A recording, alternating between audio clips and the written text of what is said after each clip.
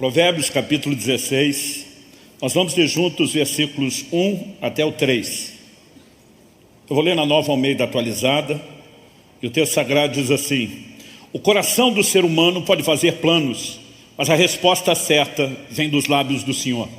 Todos os caminhos de uma pessoa são puros aos seus próprios olhos, mas o Senhor sonda o espírito.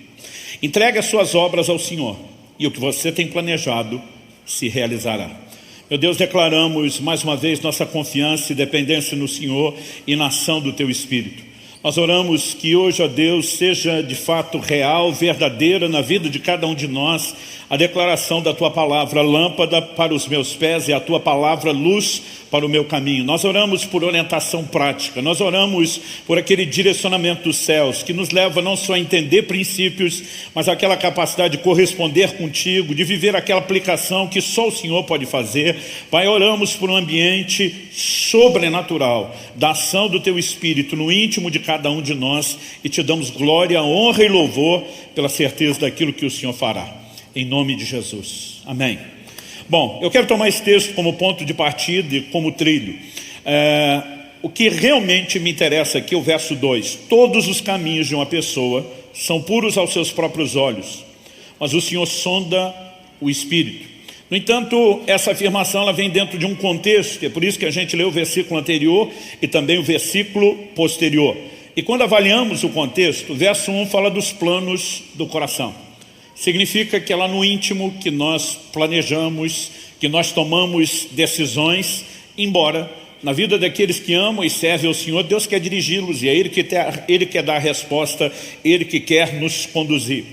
O verso 2 fala que os caminhos de uma pessoa, fruto das suas escolhas, do seu planejamento, são puros aos seus próprios olhos.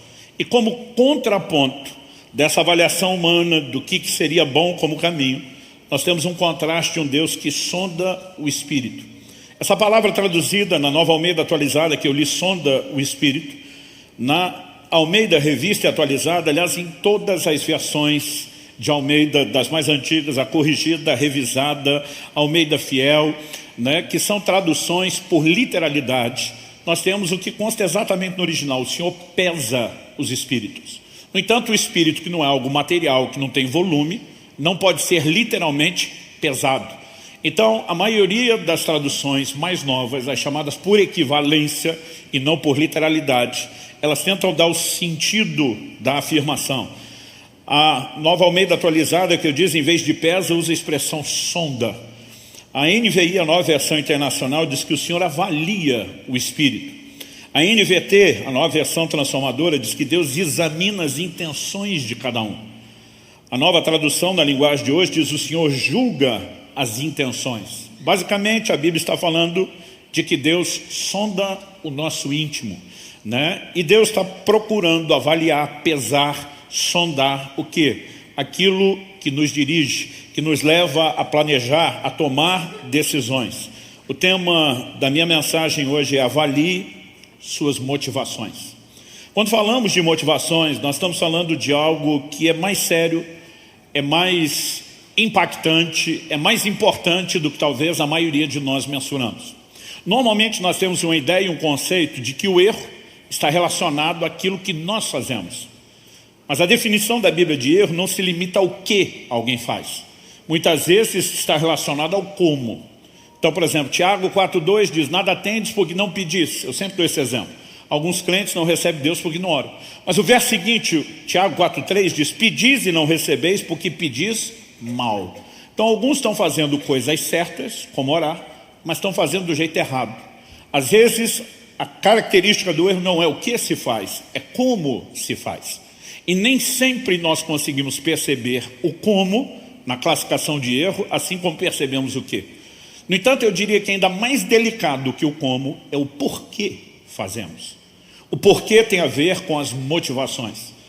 Você vai ver, por exemplo, Jesus confrontando os fariseus o tempo todo no ministério dele, o que parece quase um contrassenso, porque os fariseus eram parte da seita mais severa dentro do judaísmo, a mais dedicada. Eram o que hoje em dia a gente chamaria de os beatos, os carolas da época. Eles viviam uma vida de profunda dedicação, eram muito religiosos. Mas o tempo todo Jesus os confrontava, não necessariamente pelo que eles faziam, Muitas vezes pelo como e muitas vezes pelo porquê. Então, por exemplo, Mateus capítulo 6, no Sermão do Monte. Jesus fala desse povo dando esmolas, Jesus fala desse povo orando e Jesus fala deles jejuando. Algum de nós ousaria dizer que dar esmola, orar ou jejuar é algo errado? Não. O problema não era o que eles estavam fazendo. Jesus disse que eles estavam fazendo isso só para ser vistos pelos homens. O problema era o porquê, a motivação. E uma motivação errada, ela pode nos levar a errar, mesmo quando aos olhos de outros, às vezes aos nossos próprios olhos, nós estamos fazendo a coisa certa. É por isso que nós precisamos entender o quão sério é a perspectiva bíblica da motivação. Por exemplo, se a gente falar de pregar o evangelho, nenhum crente vai dizer isso está errado. Mas alguém pode fazer a coisa certa, que é pregar o evangelho, por motivos errados. Um exemplo bíblico. Filipenses capítulo 1, do verso 14 ao 17. Paulo diz, e os irmãos em sua maioria, estimulados no Senhor por minhas algemas, Paulo estava preso enquanto escrevia isso, ousam falar a palavra com mais coragem. É verdade que alguns proclamam Cristo por inveja e rivalidade, mas outros o fazem de boa vontade. Estes, os de boa vontade, o fazem por amor, sabendo que estou incumbido da defesa do evangelho. Aqueles, porém, os que proclamam por inveja e rivalidade, aqueles, porém, pregam a Cristo por interesse pessoal, não de forma sincera, pensando que assim podem aumentar meu sofrimento na prisão. Paulo fala de gente que estava fazendo a coisa certa, mas com motivações erradas.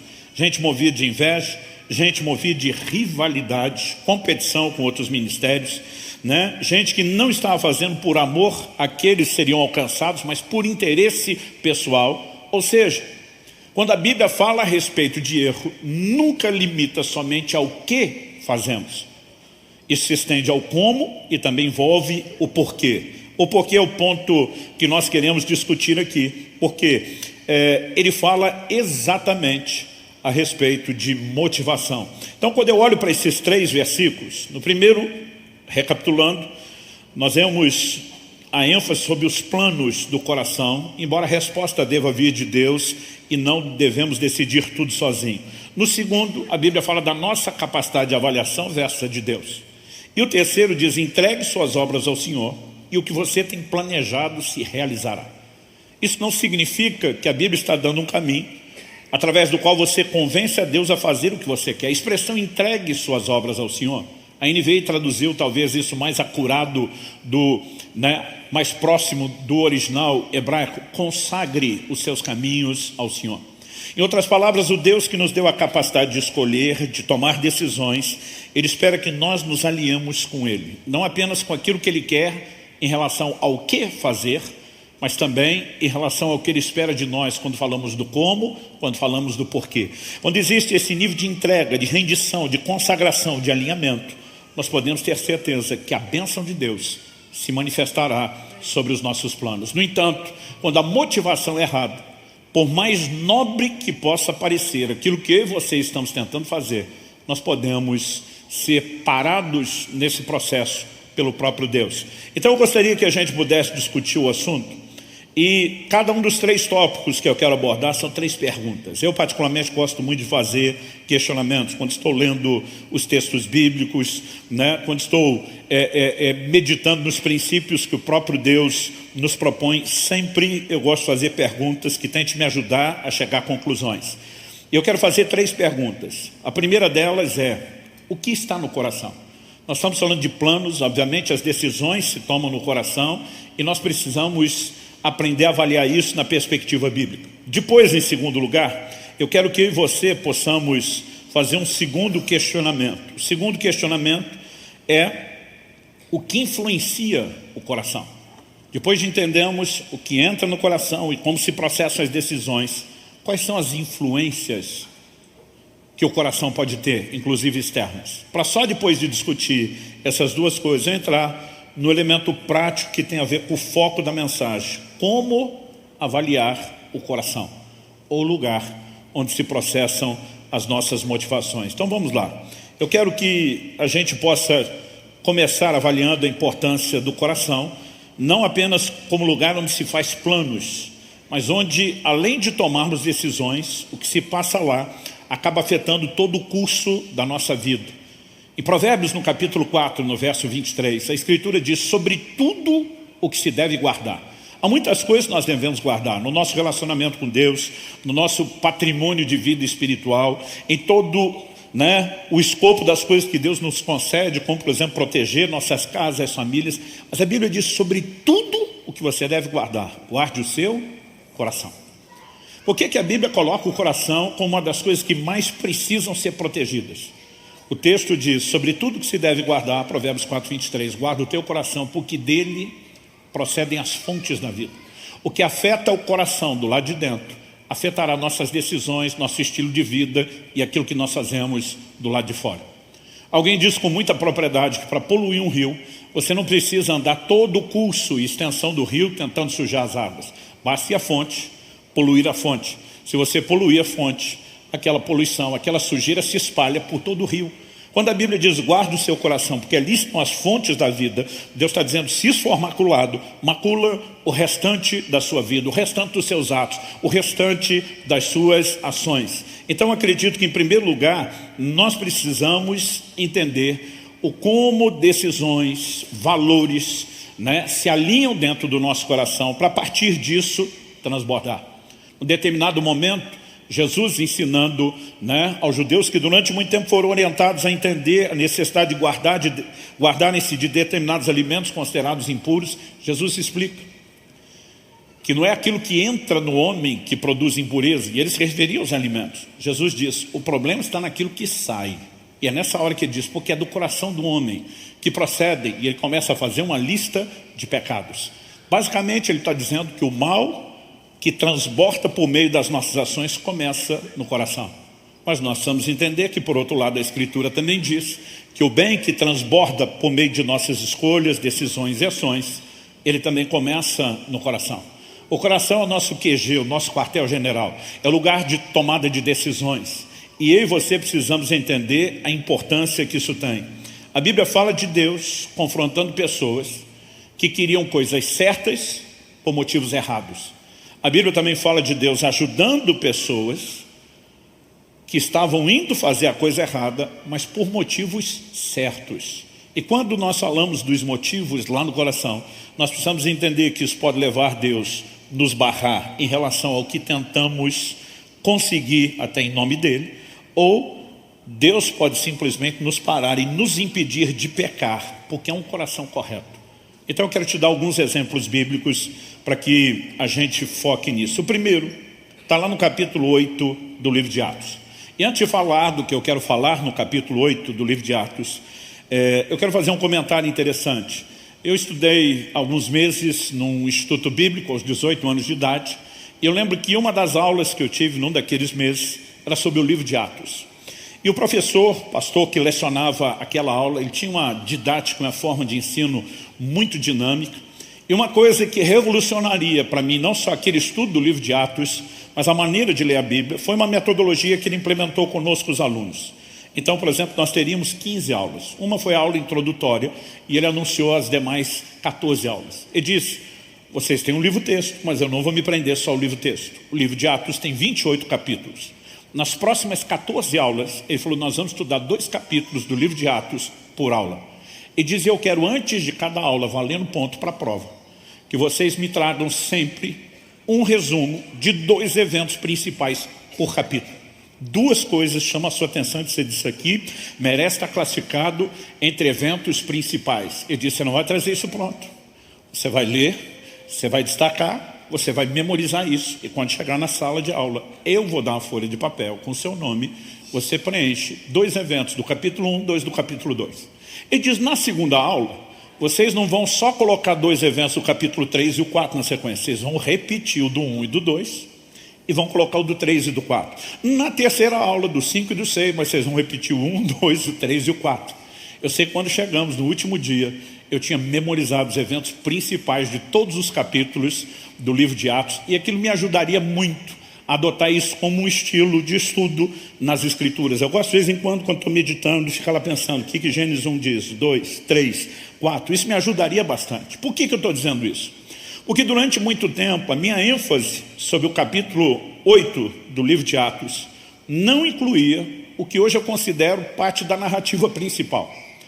Atos capítulo 8 começa com Filipe fugindo da perseguição e chegando em Samaria. Em Samaria ele prega o evangelho, nós temos um avivamento, algo extraordinário acontece. Depois de tudo que aconteceu ali, nós vemos Deus tirando Filipe do cenário, para que Filipe toque a vida de um etíope que voltava de Jerusalém. A tradição diz que esse homem espalharia o evangelho por toda a Etiópia. Então lá atrás, nos meus 2 principais eventos do capítulo de 8, a ser entregues para o professor, eu tinha dito que os eventos principais eram a chegada do evangelho em Samaria e depois a evangelização de Filipe ao etíope que espalharia o evangelho para a nação inteira. Mas alguns anos atrás, lendo o capítulo 8 com muita calma, eu percebi que o maior volume de informações do capítulo 8 não é sobre Filipe, nem só meramente sobre Samaria, e nem sobre o que acontece depois de Samaria. O maior volume de versículos está relacionado a um homem que a Bíblia chama de Simão, o mágico.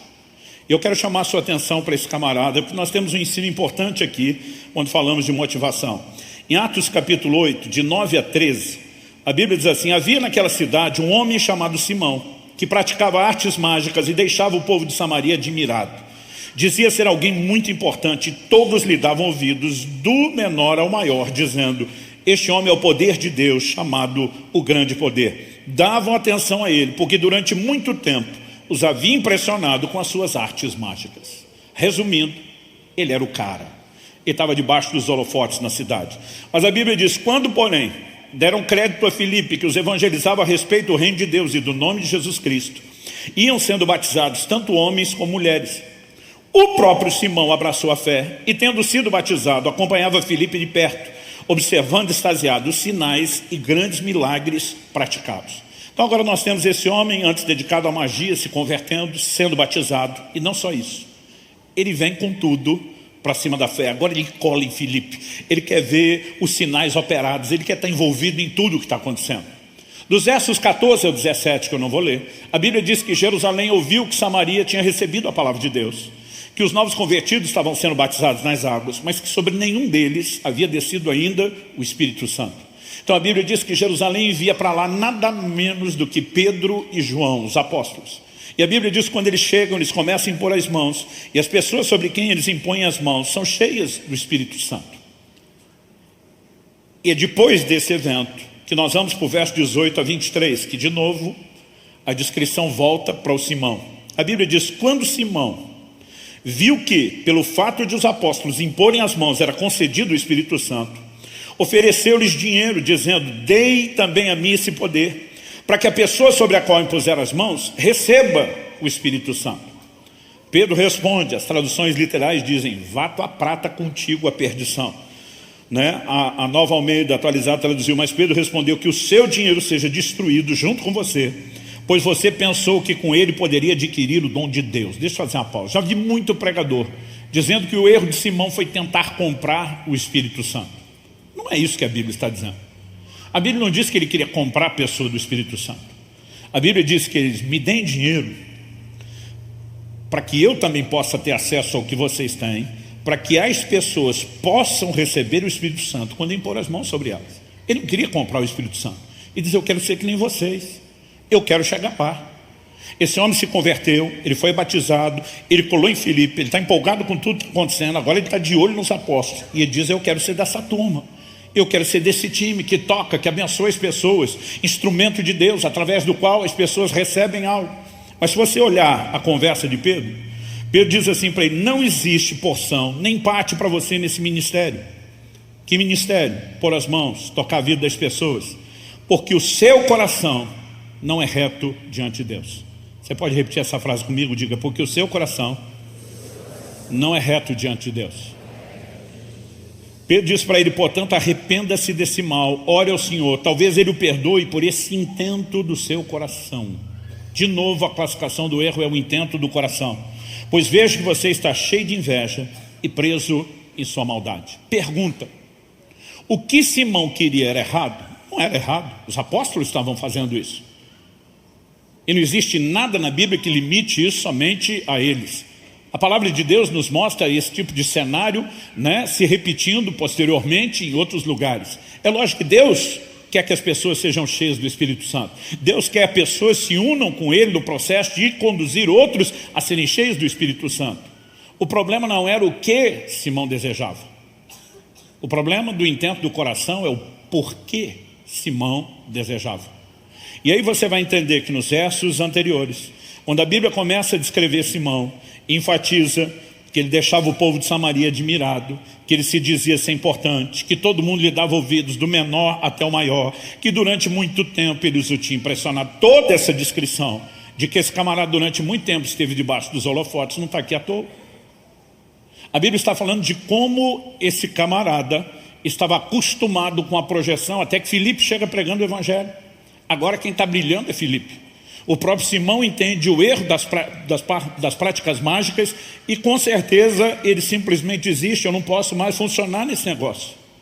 Mas a alma desse camarada está gritando dentro dele.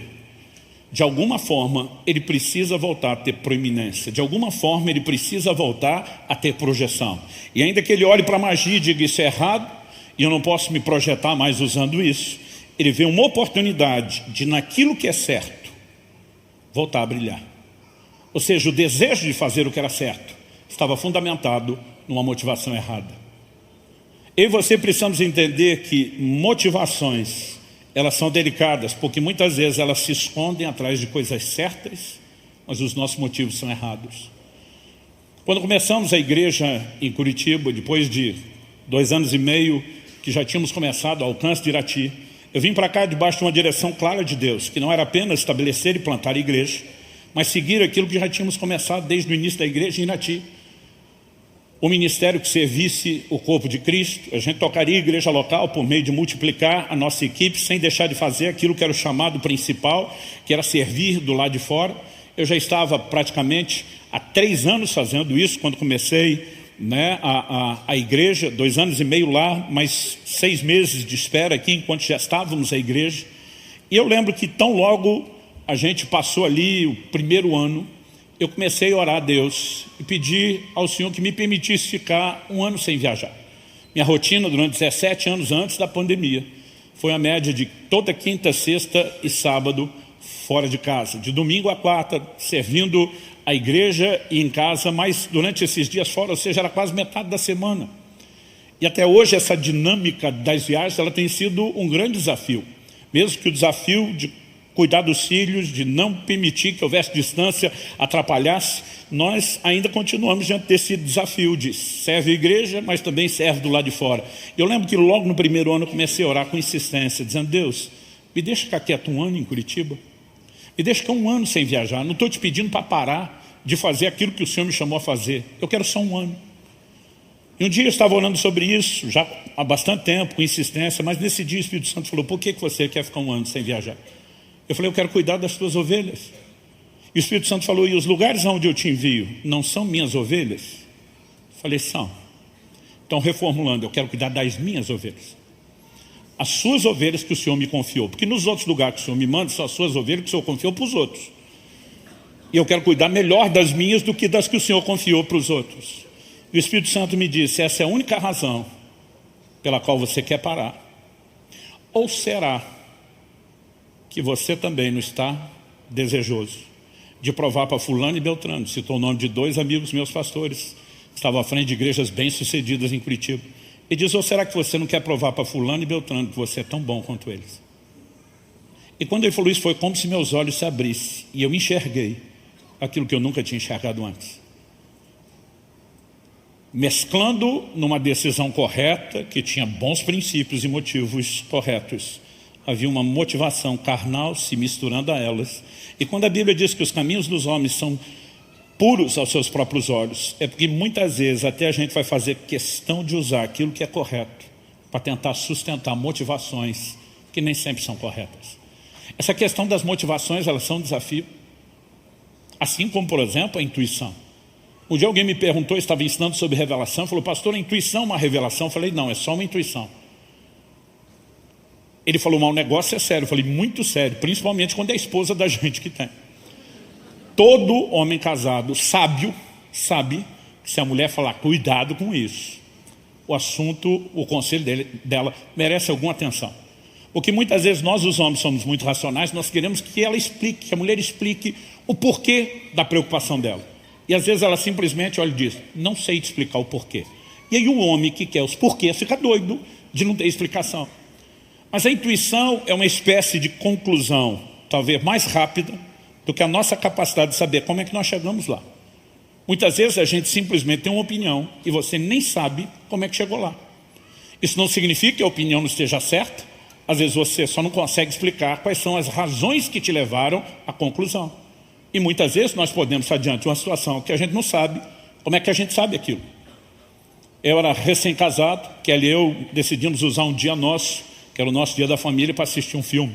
Morávamos na época em Guarapuava, não tinha cinema na cidade. O filme que era lançado no cinema aqui em Curitiba, chegava nas locadoras, nas finadas locadoras lá, meses depois. E a gente ficava naquela espera ansiosa. Eu lembro de um filme que eu fiz a reserva. Falei, eu quero estar entre os primeiros. E o camarada me liga e diz, chegou o filme, pastor. Eu falei, estou indo buscar. Era o nosso dia de família. Eu falei, amor, vamos assistir um filme. E eu ansioso. Quando comecei a assistir o filme, falei para ela, vai acontecer isso, aconteceu. Daqui a pouco eu falei, vai acontecer aquilo, aconteceu. Vai acontecer esse outro. Ela falou, você assistiu o filme? Eu falei, não assisti. Ela falou, você não tem como saber que essas coisas vão acontecer. São reviravoltas de enredo imprevisíveis. Eu falei, pois é, mas eu acho que eu sei o filme todo. E a diversão nossa ficou comprometida ou diferente do normal, porque eu ficava dizendo, vai acontecer isso, vai acontecer aquilo, e toda a reviravolta que eu falava acontecia. Ela ficava dizendo, você assistiu o filme? Eu falei, amor, não assisti, não tem cinema. Você assistiu numa viagem? Eu falei, eu não assisti. Ela disse, como é que você sabe o filme? Eu falei, eu não sei como é que eu sei, mas eu sei. E honestamente eu fiquei apavorado com aquilo. Eu ficava pensando comigo mesmo, premonição não tem, só homem de Deus. Eu fiquei apavorado com aquilo. Um tempo depois, conversando com um camarada que era desses cinéfilos maníacos por cinema, eu falei, cara, eu estou bolado com o negócio, que eu assisti um filme, eu sabia tudo o que ia acontecer. Ele começou a rir. Eu falei, o que você está rindo? Ele falou, pastor, isso aí é um remake, é uma refilmagem de um filme antigo. Com certeza você ouviu o filme antigo.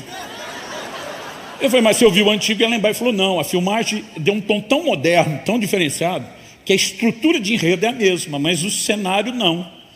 E aí ele deu o nome do filme, eu anotei, eu fui ver, eu falei, era o filme que eu tinha visto. E aí me deu aquele ali, eu falei, agora entendi como cheguei lá. Muitas vezes nós sabemos coisas que não sabemos como sabemos. Intuição está mais ou menos aí. Mas motivação nos leva a tomar escolhas ou decisões que muitas vezes nós não sabemos por que estamos fazendo, mas estão lá. Daniel, no capítulo 2, nos conta que Nabucodonosor tem um sonho, uma visão. Ele vê uma estátua com 4 metais diferentes. A cabeça de ouro, o peito e os braços de prata, ventre de bronze. E a Bíblia diz que as pernas eram de ferro. Na visão, uma pedra era cortada sem auxílio de mãos. Ela atingia a estátua nos pés, a estátua esmiuçava, era levado pelo vento, desaparecia. E a pedra que ficava no lugar da estátua crescia, se tornava uma montanha que enchia toda a terra.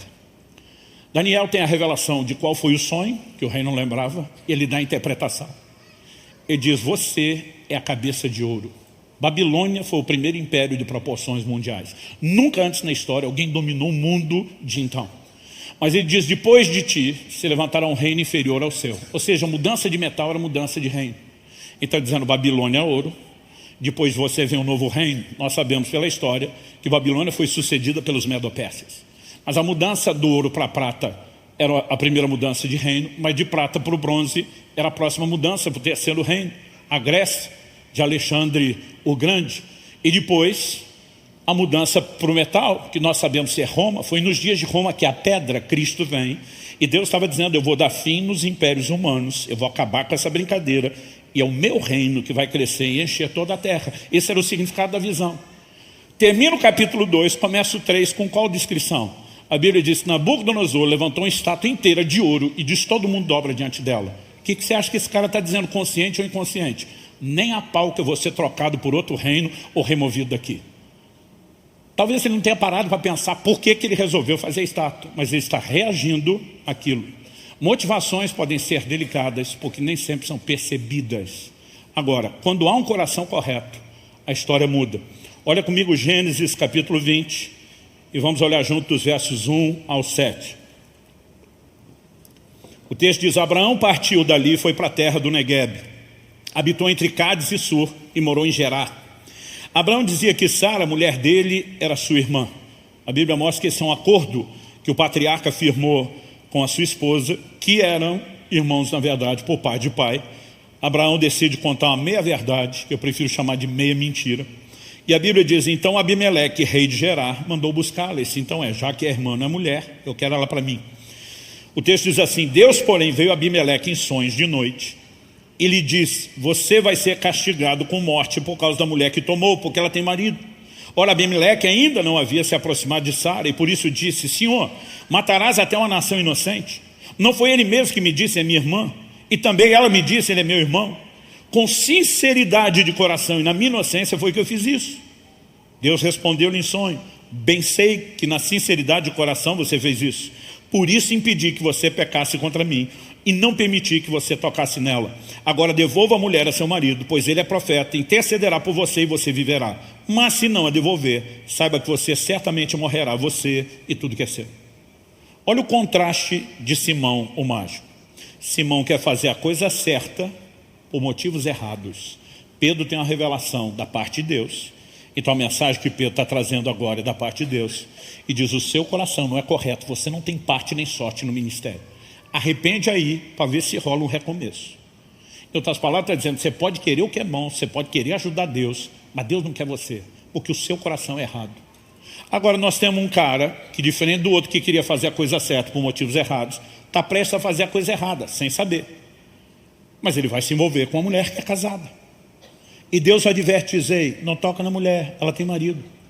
Ele diz, Senhor, eles me disseram que eram irmãos. Eu fiz isso na sinceridade do meu coração, eu não queria errar. Ele está planejando fazer o que é certo. Eu diz, eu sei, é justamente pela sinceridade do seu coração que eu estou aparecendo para te divertir. Agora preste atenção. Ou se devolve a mulher, o cara ora por você para abençoar a casa, ou você está lascado. A partir desse momento Deus diz, agora você é responsável por andar na luz da nova informação que eu te dei. A mesma escritura que mostra a gente querendo fazer coisa certa por motivos errados, às vezes mostra a gente que está na iminência de fazer algo errado, mas com motivos certos. E assim como Deus pode parar o intento de alguém que é ir para o ministério por motivos errados, Ele pode parar alguém que está prestes a pecar, dizendo, ei, por causa de um coração e de uma motivação correta, eu vou salvar você. Dá para entender? Por toda a Bíblia, essas histórias estão espalhadas, esses testemunhos estão nas entrelinhas, e todo esse volume de informações não está aí à toa. Nós precisamos entender isso. A próxima pergunta, a primeira que a gente trabalhou aqui, é o que está no coração, e como muitas vezes nossos planos e decisões são afetados por motivações que nós nem percebemos. A segunda é, o que influencia o coração? Se do coração procedem as fontes da vida, e é nele que nós vamos planejar, tomar decisões, a pergunta é, o coração está unicamente debaixo da influência dos nossos pensamentos, ou ele pode ter influência externa, seja de outras pessoas ou do mundo espiritual? A Bíblia nos mostra que, embora seja o lugar onde nós fazemos os planos, tomamos decisões, por exemplo, segundo aos Coríntios 9:7, Paulo está falando de oferta, mas ele diz, cada um contribua, segundo tiver proposto no coração. Ele diz, não com tristeza ou por necessidade, porque Deus ama quem dá com alegria. Ele diz, decida no seu coração e decida pelos motivos corretos. Não é para você contribuir constrangido, não é para você contribuir por necessidade só sua dos outros, porque Deus espera que você faça a coisa certa, do jeito certo, com os motivos corretos. Mas por que eu estou pegando um texto relacionado à oferta? Porque a Bíblia nos fala de um outro episódio e de uma outra pessoa que deixou o seu coração ser maculado.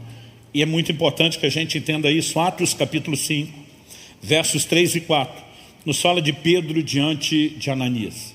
Os versículos anteriores, 1 e 2, diz que Ananias e Safira, sua esposa, entraram em comum acordo, venderam uma propriedade, decidiram entregar como oferta, mas retiveram uma parte do preço, mas decidiram mentir que estavam entregando tudo. A pergunta é, por que eles fizeram isso? O capítulo 4 termina no último versículo falando a respeito de Barnabé.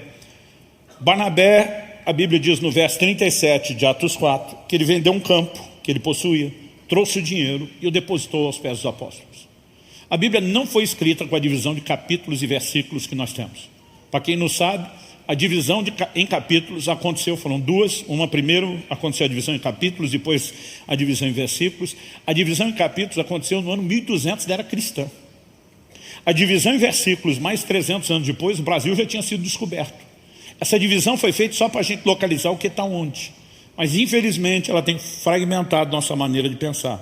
Às vezes a gente está lá num programa de leitura bíblica, você termina o capítulo 4 e diz, parei.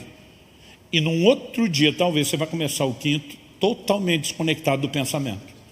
O capítulo 4 termina com Barnabé vendendo um campo e entregando. O verso 5 diz que Ananias e Safira também decidiram vender e entregar. Só que eles não queriam dar todo o dinheiro. Mas eles queriam, de alguma forma, o reconhecimento que talvez foi dado a Barnabé.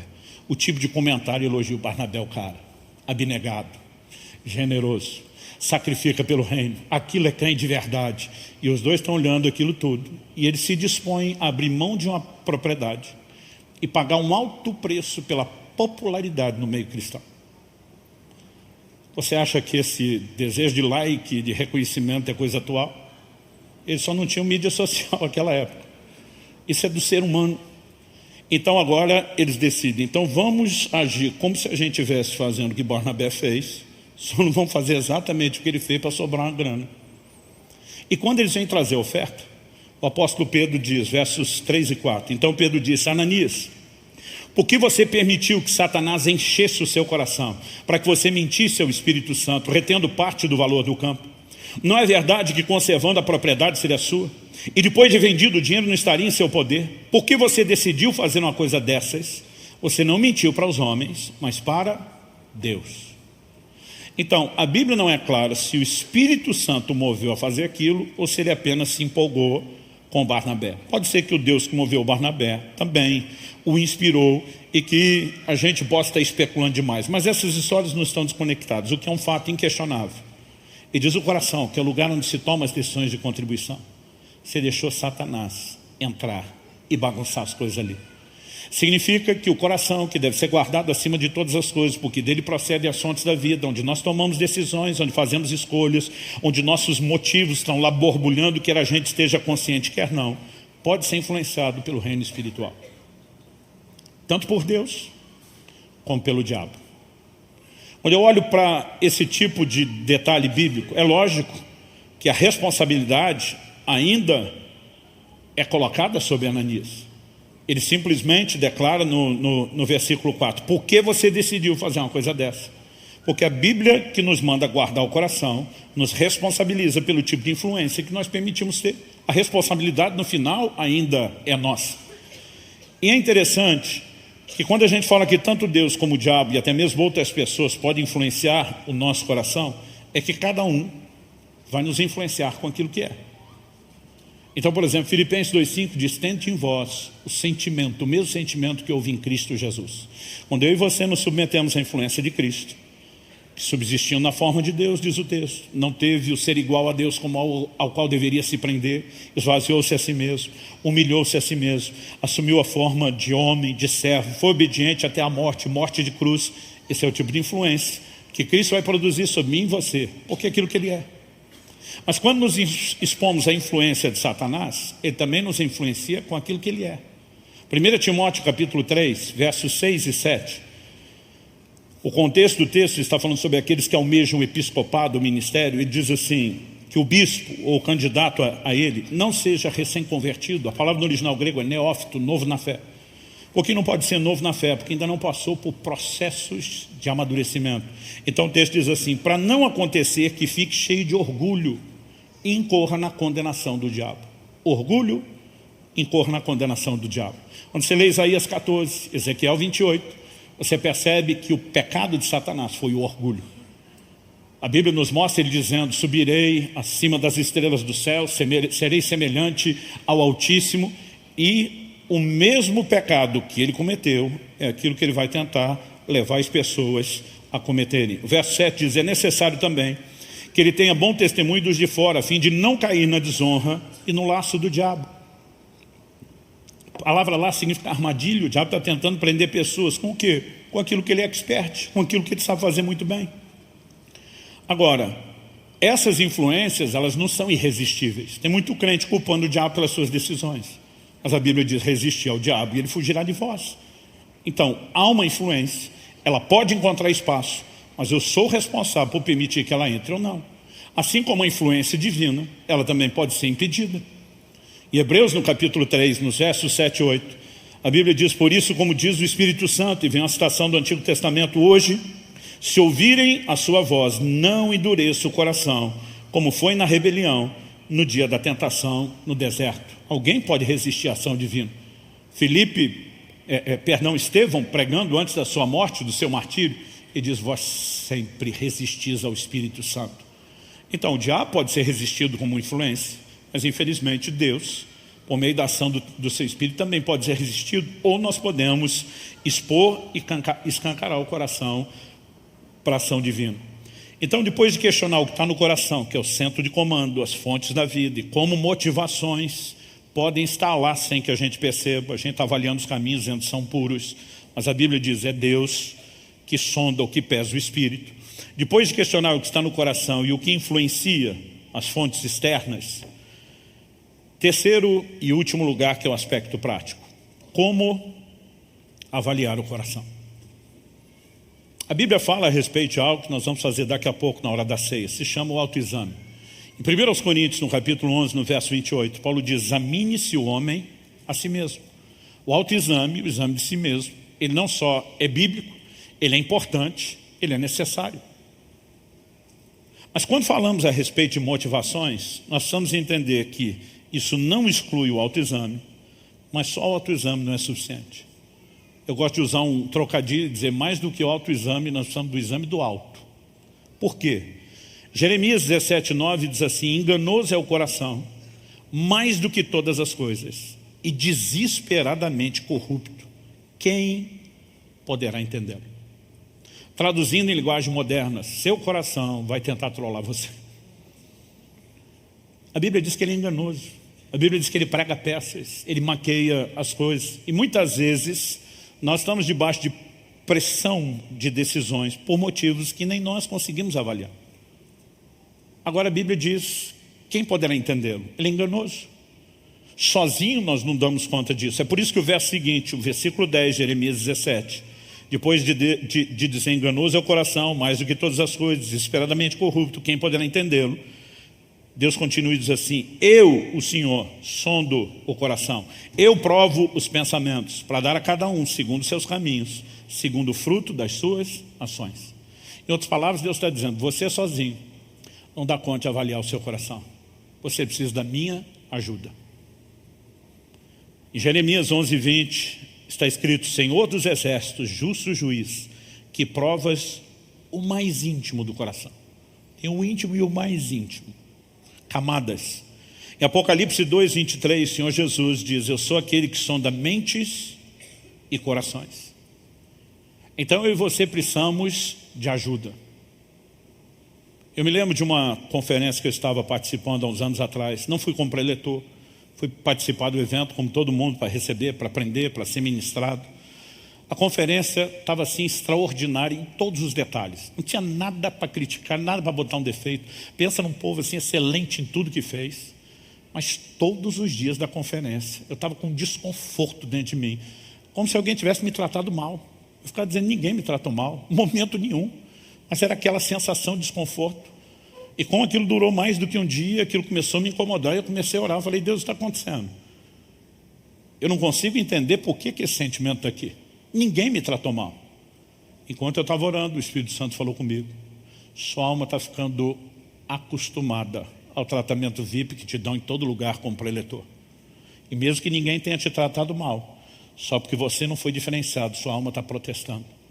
E eu fiquei chocado com aquilo. Momento nenhum eu consegui entender nem o porquê eu estava incomodado com aquilo. Seu coração, ele pode trollar você, acredite nisso. E por mais que a gente exerça o processo do autoexame, nós precisamos do exame do alto. E aí nós vamos entender a importância de oração. No Salmo 139, versos 23 e 24, o salmista diz: sonda-me, ó Deus, e conhece o meu coração, prova-me e conhece os meus pensamentos, vê se há em mim algum caminho mau e guia-me pelo caminho eterno. Quando ele diz: vê se há em mim algum caminho mau, ele não está dizendo: eu vou terceirizar para o Senhor por preguiça, porque eu mesmo não quero avaliar. Não é isso.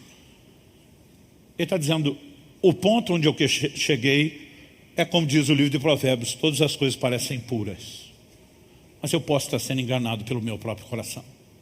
Então agora eu quero ir além do autoexame. Eu quero me submeter ao exame do alto. Sonda, avalia, perscruta o meu íntimo, prova-me, conhece meus pensamentos. E Deus, por favor, vê se há algum caminho mau, porque se isso não for exposto, eu não poderei ser guiado pelo Senhor, pelo caminho eterno, o caminho correto. Eu e você precisamos entender a importância de uma vida de oração. Oração não diz respeito a apenas você pedir para Deus o que precisa, para Ele responder a sua necessidade. Oração é algo muito maior, é muito mais sublime que isso. Diz respeito a relacionamento. Aliás, a oração deveria ser parte de uma conversa, de um diálogo. Para a maioria de nós, os crentes, é um monólogo, só a gente fala. Através de Jeremias, Deus diz, invoca-me e te responderei. Ele diz, vou te anunciar coisas grandes e ocultas, que você não sabe. A gente imagina que Deus anunciar coisa oculta é só revelação boa. Às vezes Deus diz que quer mostrar seus podres, criatura. Quero mostrar aquilo dentro de você que nem você está enxergando. E nesse ambiente de oração, nós podemos acessar um nível de informação e de percepção que sozinho nós não conseguiríamos. Porque o coração enganoso vai tentar convencer você que os seus caminhos são puros. Sabe, muitas vezes eu tenho visto pessoas, e às vezes nós olhamos como Pedro olhou, debaixo de uma percepção, debaixo de discernimento, debaixo de revelação, e você vê uma motivação errada. E quando você tenta ajudar a pessoa a dizer, ei, você não está tomando a decisão correta, o camarada bate o pé, ele defende, ele é teimoso, ele tenta argumentar que os caminhos são puros. Nós precisamos de ajuda. E uma vida de oração pode nos ajudar a acessar aquilo que eu e você não estamos enxergando. Uma outra ferramenta importante que eu e você precisamos. Se você for rápido de endereço, abra sua Bíblia comigo em Hebreus, no capítulo 4, nos versículos 12 e 13. A Bíblia diz assim, porque a palavra de Deus é viva e eficaz. Eu amo essa declaração. E quando estamos falando da palavra de Deus, estamos falando de um livro que não é somente um livro. A palavra é viva, ela é eficaz. O texto diz assim, mais cortante do que qualquer espada de 2 gumes. E você precisamos entender o que está sendo dito para a época. A maioria das ferramentas tinha um gume, um corte só. Você pega o machado, corte de um lado só. Você pega a foice, corte de um lado só. Uma faca de cozinha, corte de um lado só. A espada, que era normalmente chapada, tinha 2 gumes, muitas delas, corte dos 2 lados. Porque não importa como você está manejando ela na guerra, ela vai ser mais eficaz. E na hora de perfurar e penetrar alguém, ela é um instrumento profundamente afiado. Mas a Bíblia está dizendo que a espada, que a palavra de Deus, ela é mais cortante do que qualquer espada de 2 gumes. E a Bíblia diz que ela penetra até onde? A ponto de dividir alma e espírito, juntas e medulas. E o texto diz, é apta para julgar os pensamentos e propósitos do coração. A NVI traduziu isso assim, e julga os pensamentos e intenções do coração. Outra versão diz discernir os intentos do coração. A palavra de Deus é apresentada no livro de Tiago como um espelho. E ela mostra quem nós somos. Não só a realidade de quem somos em Cristo, no plano espiritual. Mas ela tem a capacidade de trazer à tona aquilo que está errado na minha e na sua vida. Olha a sequência. O verso 13 diz assim, não há criatura que não seja manifesta na sua presença, na presença do Deus da palavra viva. Pelo contrário, todas as coisas estão descobertas e expostas. Outra tradução diz, nuas e patentes, aos olhos daquele a quem temos de prestar contas. Ou seja, motivações podem estar escondidas dos nossos olhos, mas nunca dos olhos de Deus. E quando eu e você nos expomos à palavra, ela tem o poder de trazer à tona, de discernir intentos do coração. Muitas vezes já me flagrei estudando a Bíblia, e eu não estava procurando uma resposta para o que aconteceu. Estava tentando entender princípios de forma geral, às vezes estava no meio de um estudo bíblico, às vezes estava preparando algum material, às vezes estava preparando uma mensagem, às vezes só estava na leitura, sem esperar que fosse acontecer nada.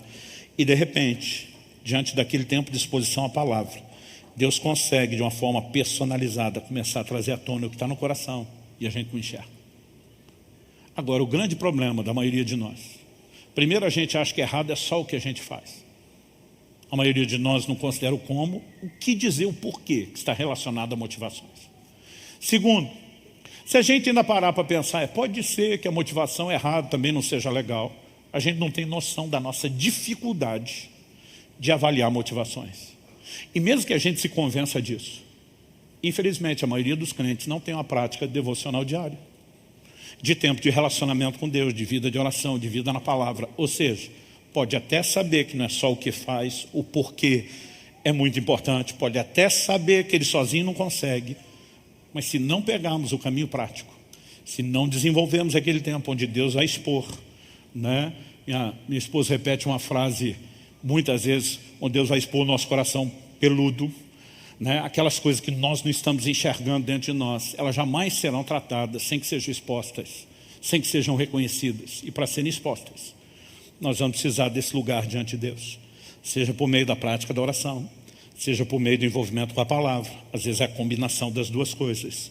Eu e você podemos entrar nesse lugar onde o que está escondido, eu chamaria a agenda oculta do coração, nossos motivos, eles começam a aparecer.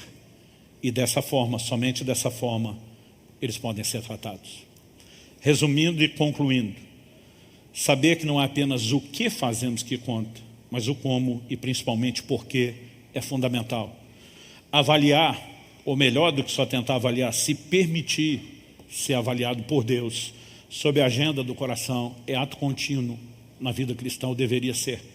Terceiro, eu e você não vamos viver isso se não tirarmos tempo com Deus, tempo de oração, tempo na palavra, se não desenvolvemos a chave que é a sensibilidade ao Espírito Santo. Eu tenho visto muita gente girando em círculos, não chegando a lugar nenhum, frustrada porque ele acredita que ele está tentando fazer as coisas certas, mas muitas vezes não enxerga a motivação errada. Eu gosto de me questionar o tempo todo e questionar diante de Deus. Vou fazer o bem a alguém. Por que eu quero fazer isso? Eu lembro de uma ocasião que eu queria abençoar a vida de alguém e o Senhor falou para mim, siga em frente. Mas faça isso sem que a pessoa saiba e não deixe ninguém saber o que você vai fazer. E aquilo me deixou frustrado. E quando eu fiquei frustrado pela estratégia que Deus deu, eu falei, tem alguma coisa errada comigo? Talvez eu não queira só fazer o bem. Talvez eu estava interessado em que a pessoa soubesse e que eu tivesse algum crédito com aquilo que eu faria. O curioso é que essa pessoa depois reclamou comigo. Todo mundo me ajudou, menos você. E eu tenho que engolir aquilo, ficar quieto, dizer, pois é. Lembrando aquilo que Deus falou, fica quietinho e não fala nada. Sabe, um dia eu estava conversando com um grupo de pessoas e falei para um, vamos abençoar fulano. O cara falou assim para mim, abençoa qualquer um, mas fulano não. Eu falei, como é que é? Abençoa qualquer um, mas fulano não. Motivações do coração acabam sendo revelados à medida que nós falamos, à medida que nós nos comportamos. Eu gosto de avaliar o tempo todo se eu estou fazendo bem porque eu estou fazendo, se eu não quero fazer o bem, por que eu não quero, né? Não é só simplesmente dizer eu vou evitar o mal, até naquilo que é correto. E você o tempo todo precisamos de avaliação. Mas à medida que crescemos nisso, nós vamos perceber o como Deus pode expor o que está dentro de nós, não apenas porque Ele quer que eu e você, né, a gente venha sentir um lixo ao descobrir isso, mas porque Ele quer nos aperfeiçoar, Ele quer nos transformar, Ele quer nos levar à maturidade. Você recebe essa palavra em nome de Jesus?